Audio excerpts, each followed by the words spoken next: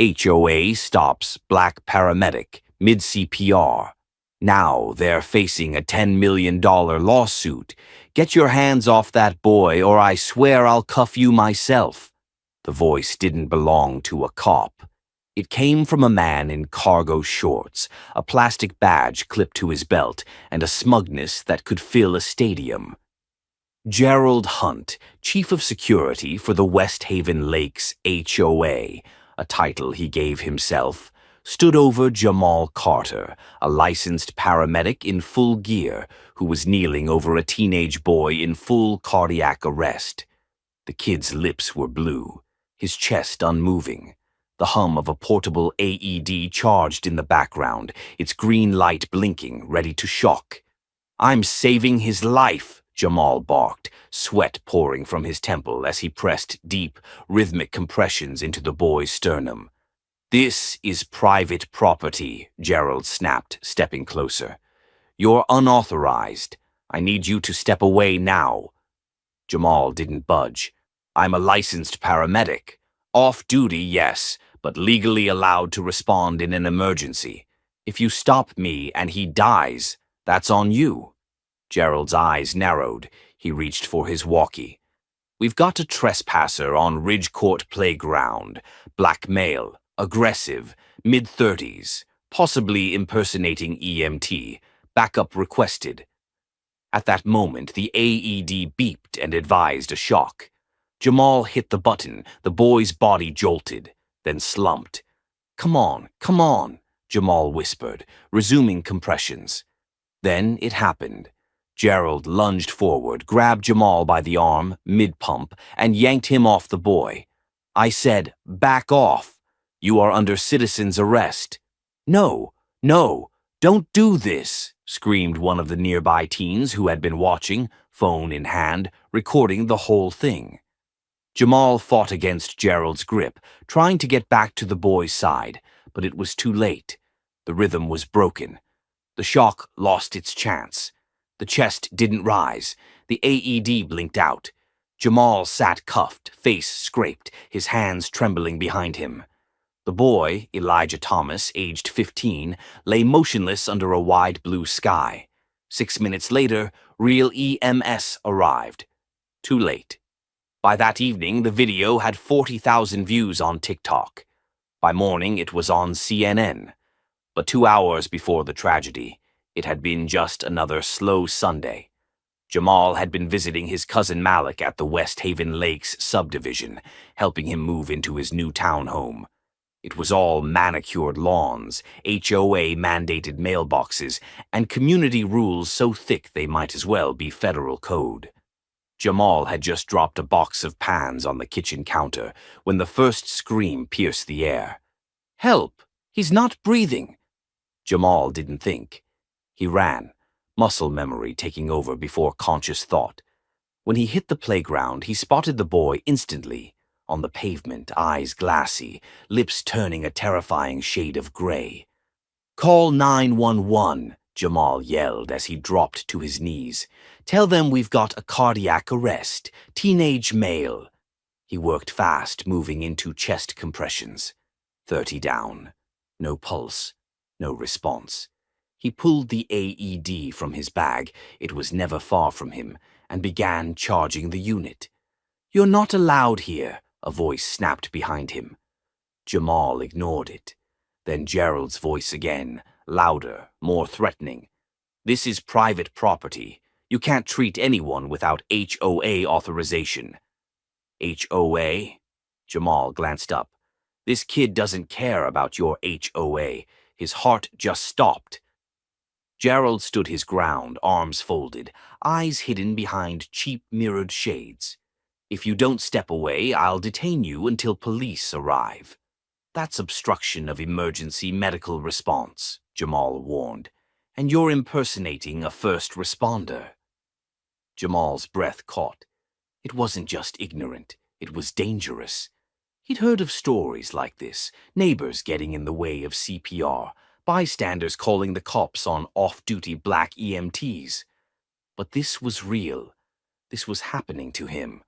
The boy gasped, barely, and Jamal moved to resume compressions.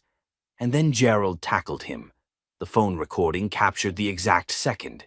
Jamal's body thrown back, the AED flying, the kid twitching, then stilling. "You just killed him," someone whispered. A silence fell. Police arrived 7 minutes too late. They found Jamal on the pavement, wrists red from zip-tie cuffs, his trauma bag splayed out, his ID visible. One officer knelt next to the body. "What the hell happened here?" he asked no one in particular. Jamal didn't speak. He couldn't. Back at Malik's place, the two cousins sat in silence. Jamal's knuckles were raw. His voice barely returned. Malik finally asked, "What's the name of that security guy again?" Jamal didn't blink. "Gerald Hunt, chief of nothing." Malik stared hard. "You need to sue." "I don't want money." "You want justice?" Jamal nodded. "I want them to answer for this." That night, Jamal made a single phone call. A voice on the other end answered. Female, firm, but warm. "Camille Brooks' law office. How can I help you?" "I need to speak to Camille. It's urgent. Tell her it's Jamal Carter." There was a pause, then a shuffle of noise. Then the voice returned. "She's on the line." Camille picked up. "You okay?" she asked. "They cuffed me," Jamal whispered, "while I was doing CPR." Camille's breath caught. "Tell me everything." As Jamal told her what happened, Camille's voice dropped. "We're going after them. All of them." "The HOA?" "No," she said. "The entire system that let that man believe his clipboard gave him the right to play God." Outside the window, West Haven Lakes glowed under porch lights and silence, but the storm was already forming, and they had no idea what was coming. The press conference wasn't supposed to be this big. Camille Brooks had planned for a few cameras, maybe a dozen people. Instead, by noon, the steps of the county courthouse were packed. Journalists jostling for angles, EMTs in uniform standing silently in support, neighbors holding signs that read, "Let him work," and "CPR is not a crime." A teenager held up a printed photo of Elijah Thomas, the boy who died, his basketball jersey now a symbol of everything lost. Jamal stood just off stage, his hands clenched behind his back. He hadn't slept more than an hour since it happened. The image of Elijah's lifeless eyes still haunted him, and Gerald's voice, loud, ignorant, final, echoed every time he closed his eyes. Camille stepped to the podium. Her gray suit caught the wind, but her voice didn't waver. On Sunday, Jamal Carter, a licensed paramedic, responded to a medical emergency. He attempted to save the life of a 15-year-old boy. While performing CPR, he was physically restrained and detained by an untrained, self-appointed HOA security chief named Gerald Hunt. A murmur rippled through the crowd. Camille continued, "The result was catastrophic. The boy died. Not because he couldn't have been saved, but because someone thought a badge from a printer gave him the right to stop a trained black professional from doing his job." She paused. This wasn't a misunderstanding. This was a violation of medical protocol, of civil rights, and of basic human decency. Jamal stepped forward then. The crowd hushed. "I didn't know Elijah," he said, "but I knew he was dying. I knew how to help. I've been doing this for 10 years, on highways, on sidewalks, in alleyways. Never once did someone try to stop me, until Sunday." He swallowed hard. "I was treated like a threat, like I didn't belong, even with my trauma bag beside me, even with the AED in my hands, even as that boy's chest stopped rising." Someone in the back shouted, "You did the right thing." Jamal gave a slow nod. "But doing the right thing got a boy killed, and that should terrify every one of us." Reporters shouted questions, but Camille raised a hand. "There will be time for that. Today is about the facts, and the fact is, the West Haven Lakes HOA, through its policies and lack of oversight, created an environment where ego was more important than emergency. That ends now. By that evening, the story had reached national news. Hashtags like number CPR not a crime and number justice for Elijah trended for hours. EMT forums lit up with messages of support. One paramedic in Ohio wrote, "This could have been me. I've worked scenes where people didn't want me touching their family, but never handcuffs, never that." But inside the West Haven Lakes HOA office, the tone was different. Karen Whitford, HOA president for over 8 years, sat stiffly in her leather chair, staring at the footage playing on her tablet. "He should have waited," she muttered. "Waited for what?" asked Tom Garcia, the board's only Latino member, his tone laced with disbelief. "For permission." "The kid was dying." Karen looked up sharply. "We have protocols." "Protocols that kill people?" he snapped. She ignored him and tapped her keyboard. "We'll release a statement. Say it was a misunderstanding. Gerald was following HOA policy. We'll express condolences and let it blow over." Tom stood. "The kid was dead before the ambulance even showed up, and we let Gerald play soldier with someone's life." "I won't tolerate this tone, Tom." "Then you won't tolerate the truth." Tom walked out, slamming the door behind him. Across town, Gerald Hunt sat in his garage, watching himself on the news. Over and over. His arms crossed, jaw clenched. His wife, Vanessa, hovered in the doorway. "You should say something," she murmured. "People are calling you a murderer." "They don't know the law," Gerald said flatly. "He was trespassing. He was trying to save a child." Gerald's face turned red. "I did what I had to do. He didn't follow orders. He disrespected protocol. That's chaos." Vanessa's voice dropped. "You made a choice, Gerald, and now a kid's dead. Do you even hear yourself?" He didn't answer. He just pressed play again. Back at Camille's law office, Jamal sat across from her at a long conference table littered with documents. "We're not just suing the HOA," she told him. "We're naming Gerald personally, civil liability, obstruction of emergency services, maybe more if we get the autopsy report." Jamal rubbed his temples. "Will that bring Elijah back?" "No," she said gently, "but it might stop the next Gerald from doing this to someone else." That night, Jamal received a message. It was from Elijah's mother, Patrice. "I don't know what to say, but I saw the video. I know you tried. Thank you." He stared at the screen for a long time, then typed back, "I should have done more." She replied, "You did more than anyone else even tried." He didn't respond. He just sat in the dark, holding his phone, haunted by a heartbeat that never came back. And somewhere in the depths of West Haven Lakes, the lights stayed on, bright, blinding, and oblivious to the firestorm heading straight for them. Jamal didn't want to be a symbol, but somewhere between the handcuffs and the headlines, he had become one. The following morning, Elijah Thomas's funeral was held at a small church in Southbridge. Jamal almost didn't go. He didn't know the family beyond that brief, heartbreaking moment on the court. He wasn't sure he belonged, but Patrice had reached out again that morning with just 3 words: "Please be there." The chapel was packed. Friends, teachers, basketball teammates. Reporters waited outside, cameras lowered respectfully for now. Inside, the air was thick with incense and sorrow. When Jamal stepped in, people turned. Some whispered. Others just nodded, offering silent recognition. Patrice rose from the front pew and walked toward him, eyes red but determined. "You came," she said. "I wasn't sure I should." "You tried to save my son," she replied. "That makes you family in my book." She led him to the second pew.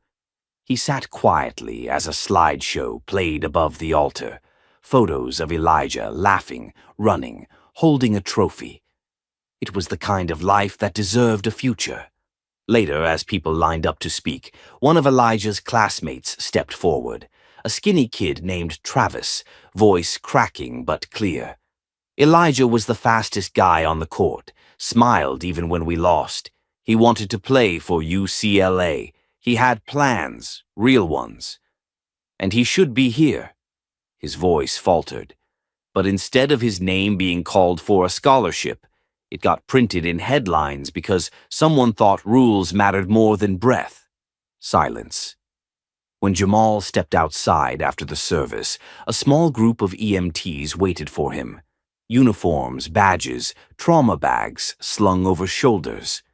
One of them, a woman named Rochelle with close-cropped curls and steady eyes, held out her hand. "You don't know me, but we've got your back. All of us." "Appreciate it," Jamal said, shaking her hand. She looked over her shoulder. "That's not all. Come with me." Down the block, parked in front of a diner, were 6 ambulances from different counties. More medics stood nearby, holding signs. "Let us save lives. CPR is not trespassing." Paramedics over protocol. A spontaneous walkout. An unannounced protest. No unions, no schedules. Just people who'd seen enough. Across the street, news cameras panned fast. Jamal stared, caught off guard by the weight of it all. Then Rochelle turned to the crowd and spoke. "This is not about one HOA or one kid. It's about a system that sees black uniforms and doesn't trust the training behind them. That handcuffs healing, that punishes care." She turned to Jamal. "You speak or I will." He exhaled slowly, then stepped up onto the curb. "I didn't come here to protest," he said. "But I guess that's what I've become." Laughter rippled lightly through the medics. "I became a paramedic because I wanted to stop death from having the last word. I've held kids who bled out in alleyways. I've cracked ribs doing compressions in the back of moving vans. Never once did I stop and think, do I belong here? Because when someone's dying, you don't ask for permission. You act." He paused, gaze sweeping the crowd. But what happened at West Haven wasn't just an interruption. It was a message that a man with a fake badge could override a decade of experience just because I didn't live behind a gate. Reporters leaned in, cameras zoomed. "And if we don't stop it now, it'll keep happening. Next time, it might not be a basketball court. It might be your street, your kid. And your call for help might go unanswered because someone's worried about neighborhood optics instead of saving a life." Applause broke out, growing louder as bystanders joined in. Across town, HOA President Karen Whitford watched the live stream in horror from her office. Her phone buzzed endlessly. Voicemails from board members, texts from lawyers. A new headline flashed across her desktop. "From rescuer to revolutionary, the paramedic who sparked a movement." Inside her email, a forwarded message from the HOA's insurer read, "Due to potential liability exposure and national attention, coverage for security-related incidents may be subject to immediate review. Recommend immediate PR damage control and legal reevaluation of all related protocols." She cursed under her breath. Meanwhile, Gerald Hunt sat on his porch in a lawn chair, wearing his security vest like a medal. A neighbor approached, hesitant. "Gerald, maybe you should, I don't know, lay low for a bit." He didn't flinch. "I did what was right," Gerald said. "He broke the rules." "You broke a boy," the neighbor muttered and walked off. Later that night, Jamal sat in his apartment, his inbox flooded with messages from EMTs, civil rights attorneys, even a senator's aide. Camille had forwarded a copy of a new petition circulating online.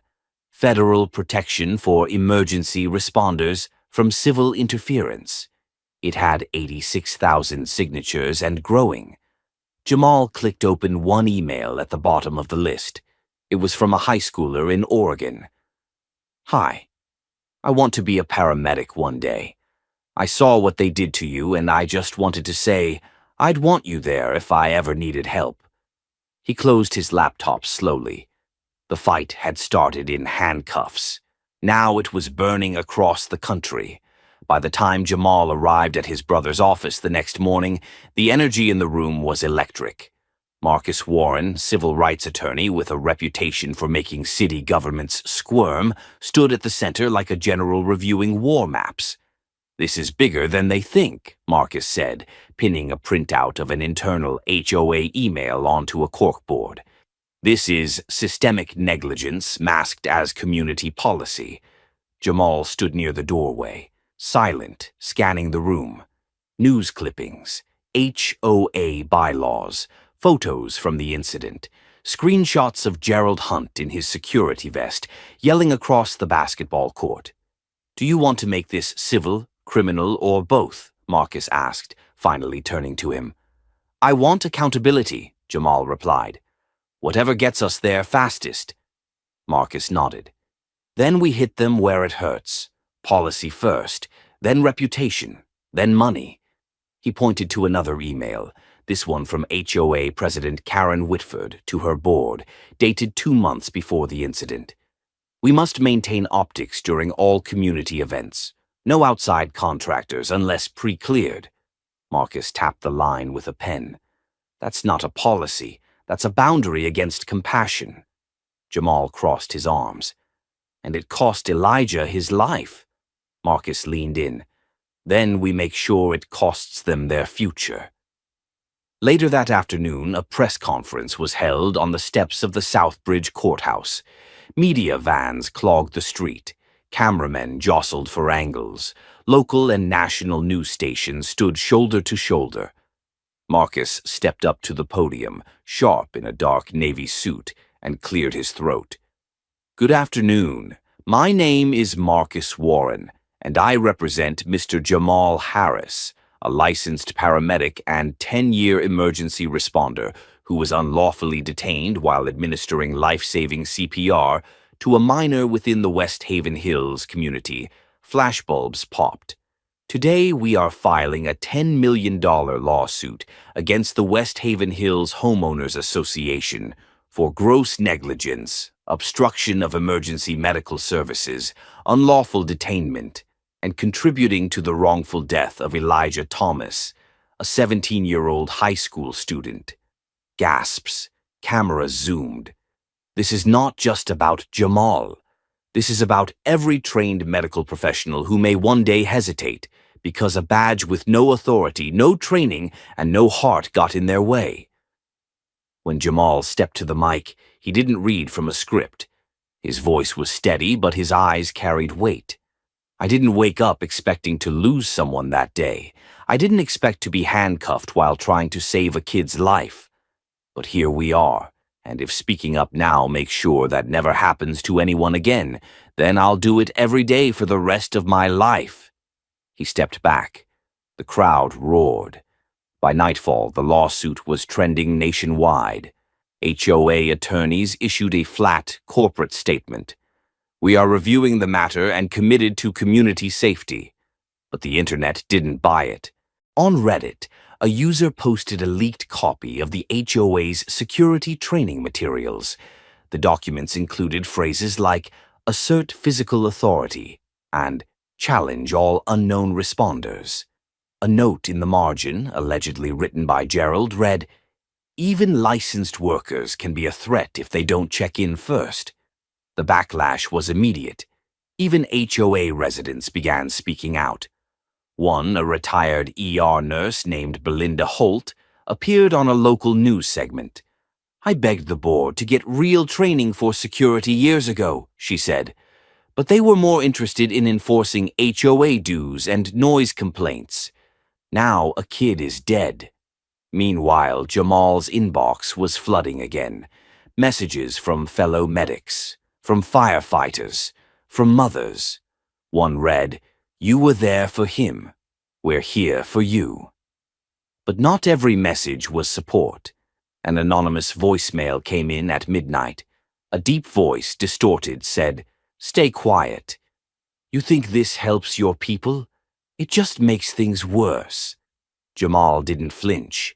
He forwarded the message to Marcus and went back to sleep. 2 days later, Marcus called a private meeting at his office. He had a visitor, Linda Charles, a former West Haven HOA board member who had resigned just 6 months earlier. "I saw what happened on TV," she said, sitting across from Jamal. "I used to defend that board. I thought we were doing good work. Then I realized we were building fences instead of bridges." She slid a manila envelope across the table. "These are internal memos, emails, and meeting notes from the last 2 years. You're not just suing a bad policy. You're exposing a culture."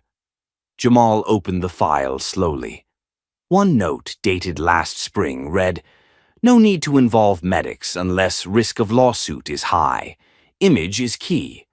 Another read, "Avoid paramedics from outside districts. Unpredictable liability." He looked up at Linda. "Why are you doing this now?" She sighed. "Because I should have done it sooner, and because Elijah could have been my grandson."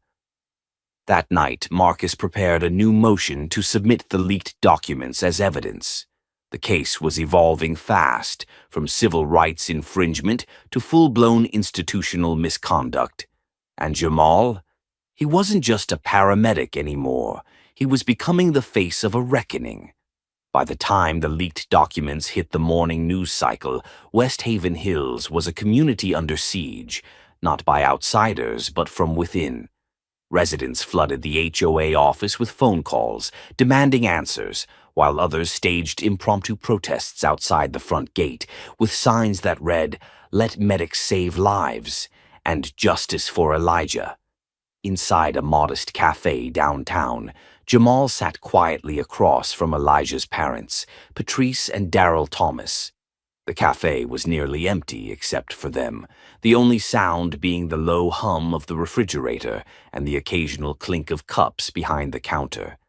Darrell's hands were clasped tightly, knuckles white, eyes staring at the table. Patrice had Elijah's high school photo printed on a button pinned to her blouse. Her voice, when she spoke, was calm but trembling. "You were with him," she said softly. "You saw him." Jamal nodded slowly. "I did everything I could. I swear." Patrice closed her eyes and swallowed. "I believe you, but tell me if there was even a chance." Jamal hesitated, then said the words he knew would never leave her. "Yes, if I'd had a minute more. 2, tops." Darrell let out a sound that was somewhere between a sigh and a grunt of grief. He leaned forward, elbows on the table, finally lifting his eyes to meet Jamal's. "Then help us make sure no other parent has to sit here wondering what could have happened if some jackass hadn't played mall cop." Jamal's throat tightened. "That's the only thing I care about right now." Back at Marcus's office, the legal team was expanding. A prominent former federal prosecutor, Alicia Kemp, had offered to join the case pro bono after seeing the press conference. "This isn't just about a rogue HOA," she said, flipping through the memos Linda had provided.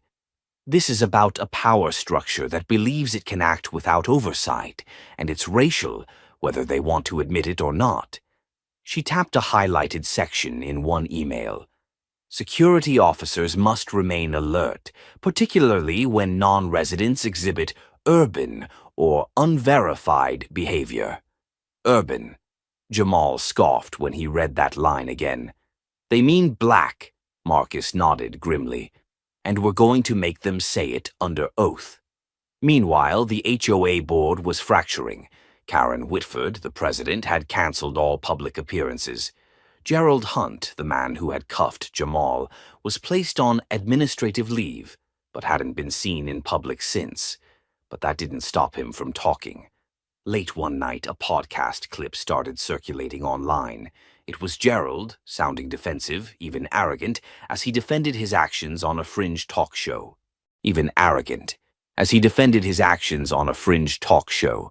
"That paramedic didn't follow procedure," he said, voice full of bravado.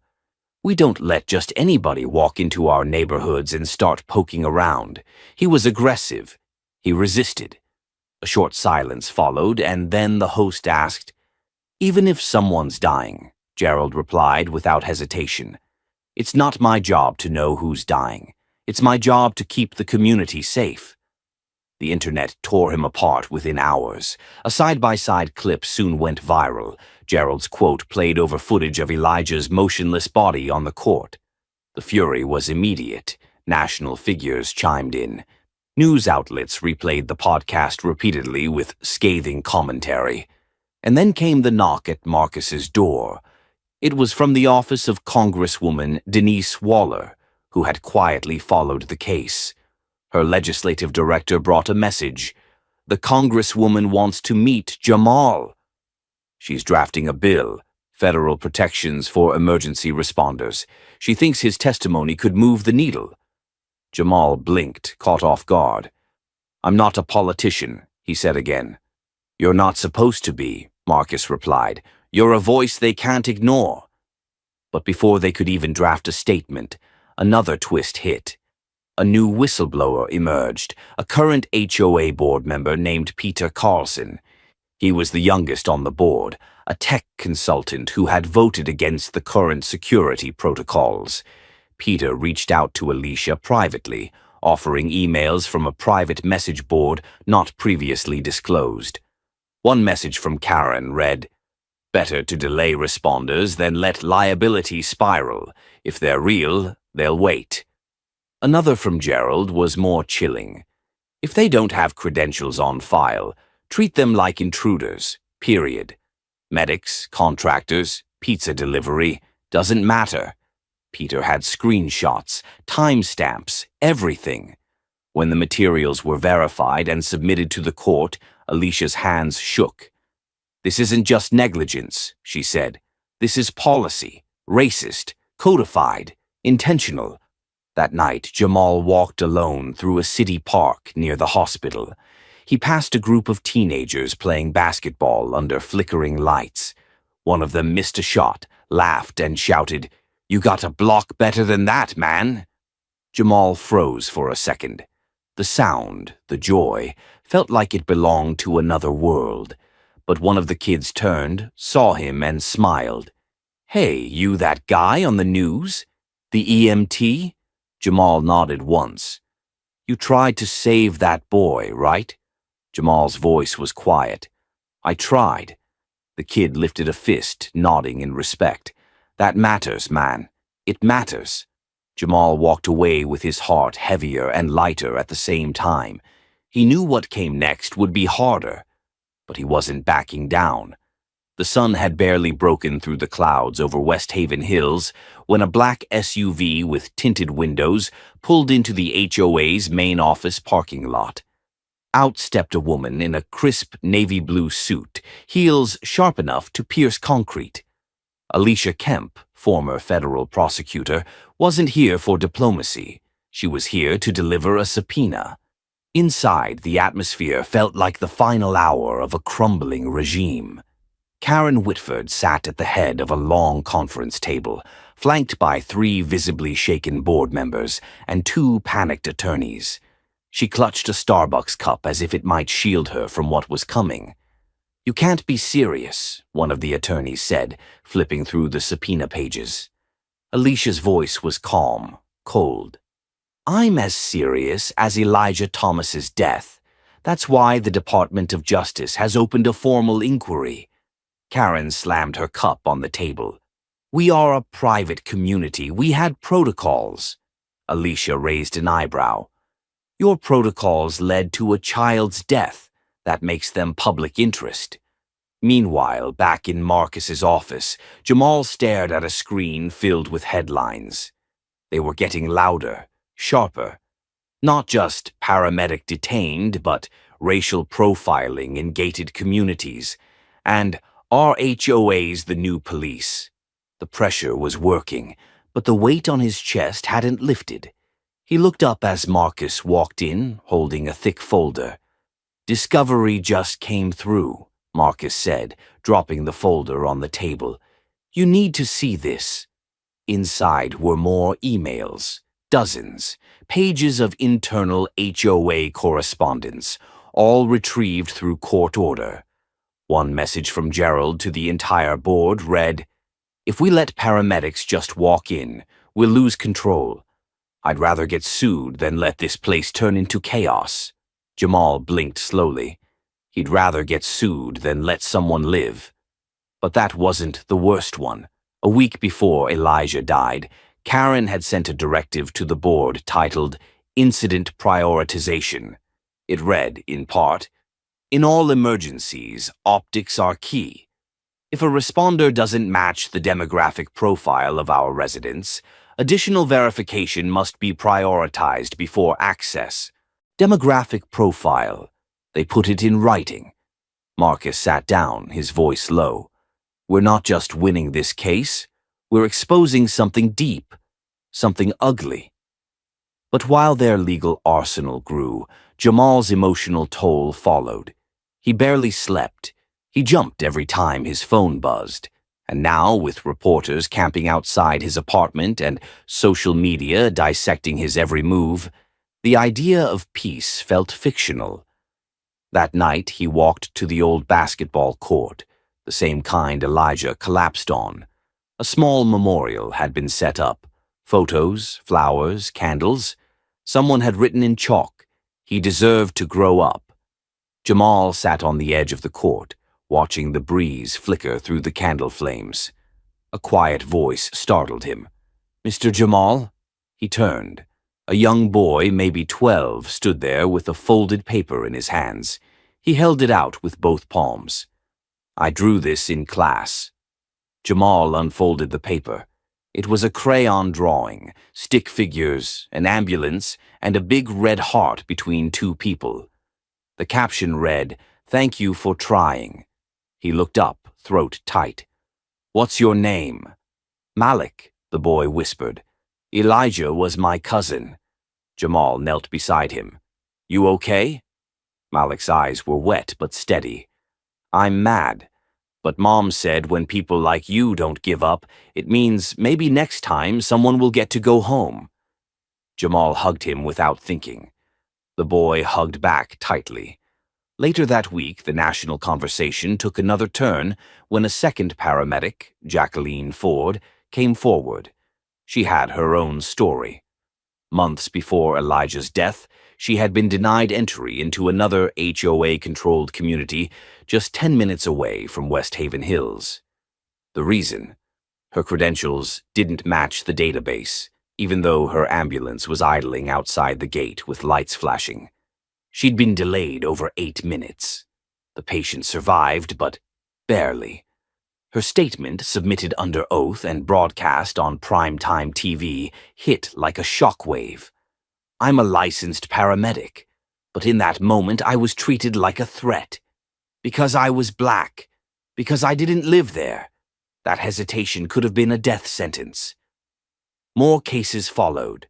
A firefighter from Georgia, an EMT in Arizona, all detained, all delayed, all black or Latino.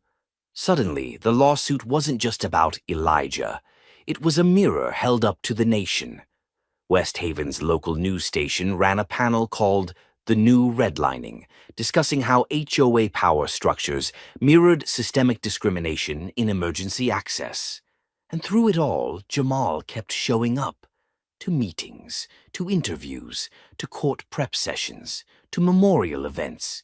His silence wasn't weakness, it was focus. Because he knew the moment was coming. The courtroom showdown.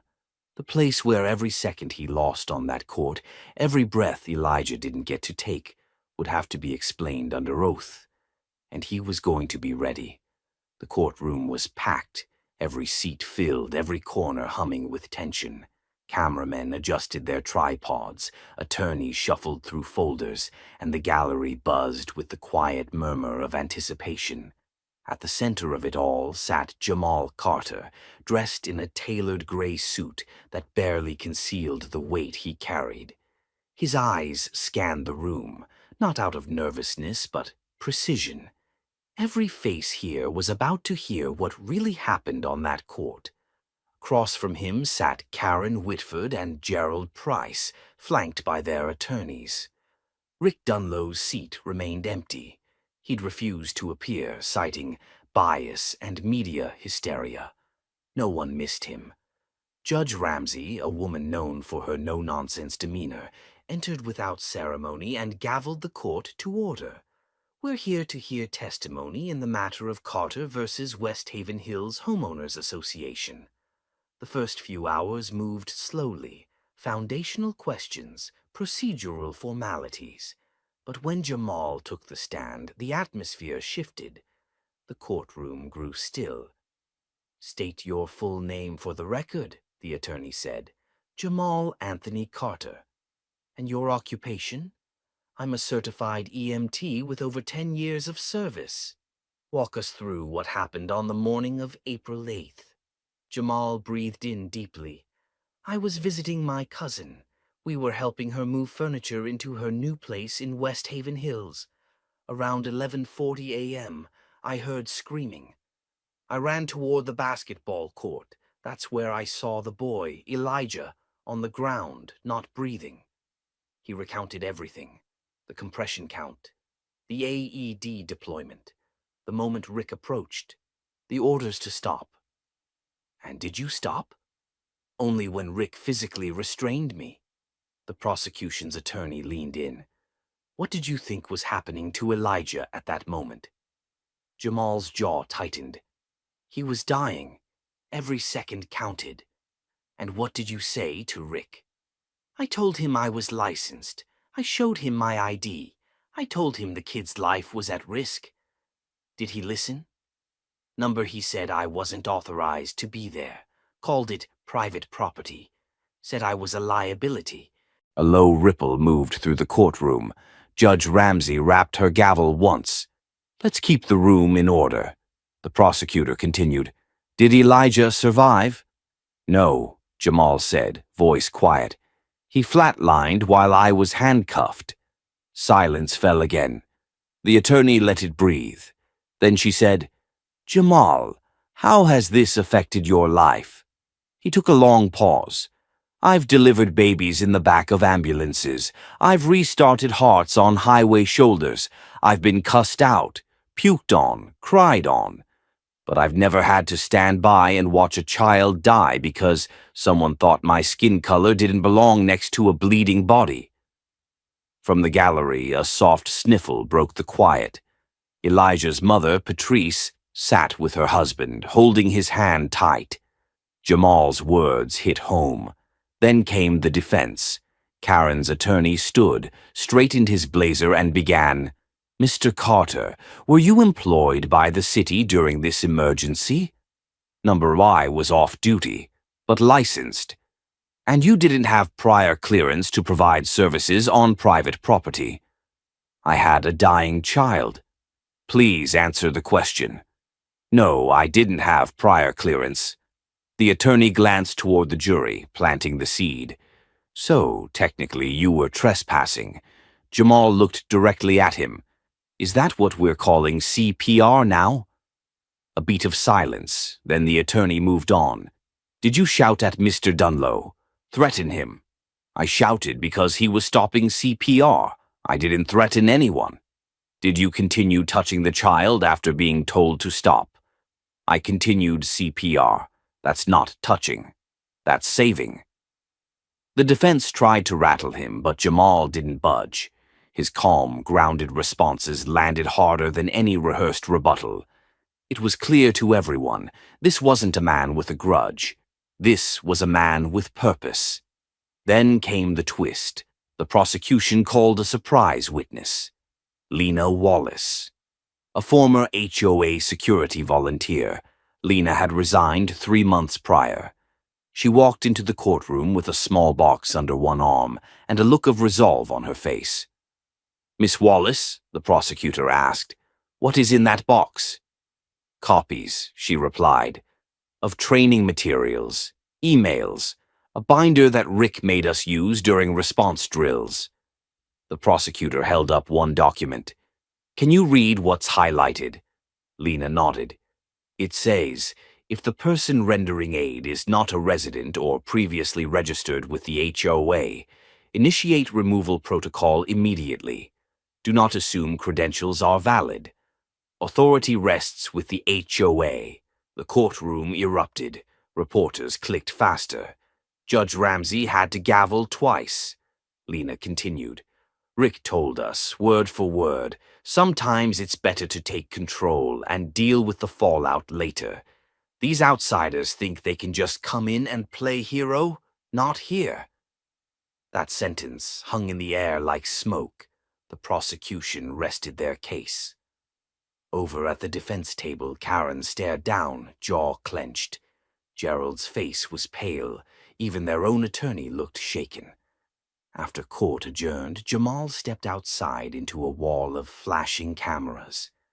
"Do you feel like justice is close?" a reporter asked. He paused. "It's not just about justice. It's about making sure Elijah's name changes the system that let him die." He didn't smile. He didn't celebrate. But in his eyes, for the first time, there was something solid, like the quiet before a verdict.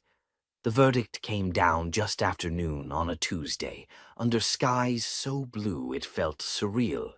The courtroom was still, breath held in collective anticipation, as Judge Ramsey returned from deliberation with the jury's decision sealed in her hand. "Guilty on all civil counts," she announced, voice steady. "The court awards $10 million in damages to Mr. Jamal Carter, including punitive penalties for obstruction, emotional distress, and wrongful detainment.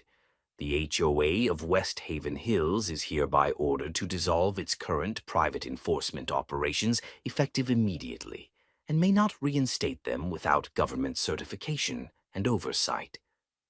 No one moved. Then a gasp from the gallery, a quiet sob from Elijah's mother, and finally a wave of relief that washed across the courtroom like a tide. Karen Whitford sat frozen in her chair, her face blank, drained of every ounce of righteous authority she had wielded. Her attorney whispered something, but she didn't respond. Gerald Price put his head in his hands. The two of them, once towering figures in their gated world, were now names in a cautionary tale. Jamal didn't smile. He didn't cheer. He stood slowly, looked toward Elijah's parents in the gallery, and nodded once. Patrice nodded back, eyes filled with tears, hand clutched over her heart. Outside, the media swarmed. Cameras, mics, flashing bulbs. Jamal stepped to the microphones, flanked by his attorney, his cousin, and a quiet group of EMTs wearing black armbands with Elijah's initials. "What does this victory mean to you?" someone shouted. Jamal took a moment, then answered with calm resolve. "This isn't just a win for me. This is a message to every private community, every neighborhood committee, every self-appointed enforcer that life comes before liability. That when a child is dying, you don't ask for an address.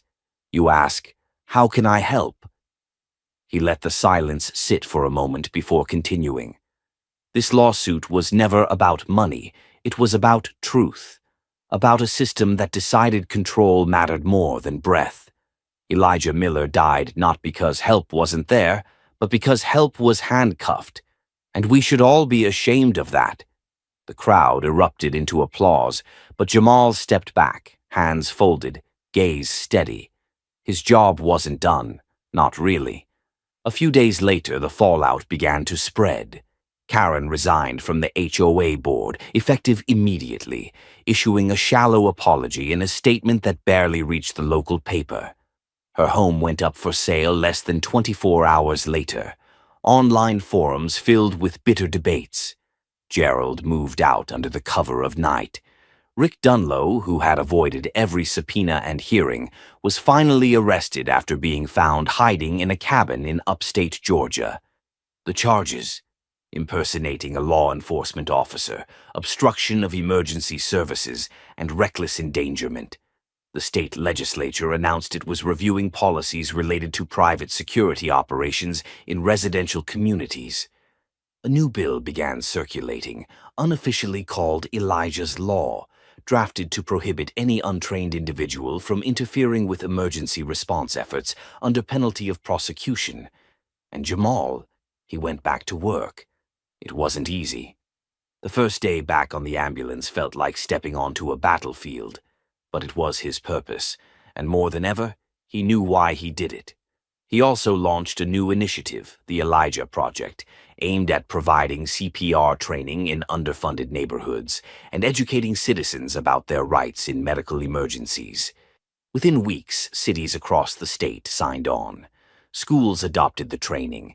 HOAs, even those in denial, were forced to pay attention. And in one quiet moment, as Jamal stood beside Elijah's memorial, a polished plaque now mounted near the basketball court where it all happened, he felt something shift. A young boy ran up to the plaque, staring at it with wide eyes, then turned to Jamal. "Are you the guy who tried to save him?" Jamal nodded. "My mom says you're a hero." He crouched beside the kid, meeting his gaze. "I'm not a hero. I'm just someone who refused to watch another kid die because of a rule." The boy thought for a moment, then asked, "If I ever need help, will someone like you be there?" Jamal's voice softened. "I'll make sure of it. If this story moved you, don't forget to like, subscribe, and share it with someone who needs to hear it. Your support helps us keep telling stories that matter, stories that spark change, inspire justice, and remind us that silence is never the answer. Drop a comment below. What part hit you the hardest?